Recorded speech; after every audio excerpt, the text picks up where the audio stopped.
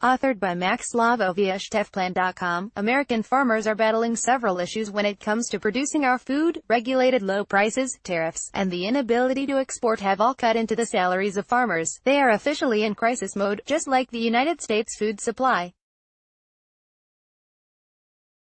The farm economy's in pretty tough shape, said John Newton, chief economist at the American Farm Bureau Federation. When you look out on the horizon of things to come, you start to see some cracks. Average farm income has fallen to near 15-year lows under President Donald Trump's policies, and in some areas of the country, farm bankruptcies are soaring, and with slightly higher interest rates, many don't see borrowing more money as an option. A lot of farmers are going to give the president the benefit of the doubt, and have to date. But the longer the trade war goes on, the more that dynamic changes, said Brian Cole, executive director of Farmers for Free Trade, according to Politico.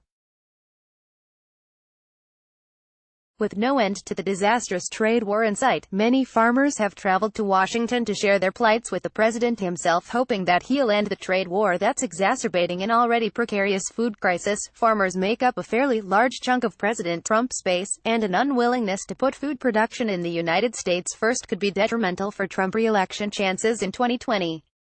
It could also be the beginning of a catastrophic food shortage. The Federal Reserve Bank of Minneapolis warned back in November of rising Chapter 12 bankruptcies used by family farmers to restructure massive amounts of debt. The Fed said that the strain of low commodity prices is starting to show up not just in bottom-line profitability, but in simple viability.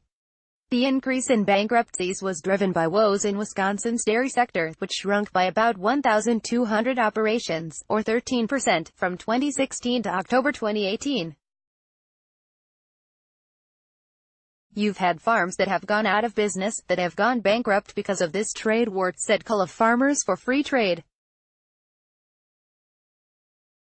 There's a lot of farmers going through tough conversations right now with their lenders. And so far, the government's solution to the problem they created is to give more welfare to farmers, placing the burden on the backs of taxpayers. As the government continues to pass the burden on to others while destroying the food industry, things could very well reach apocalyptic levels. Nothing will see this country spiral into complete disarray like a lack of food. Alarmingly, scientists have already said that the global food supply system is broken.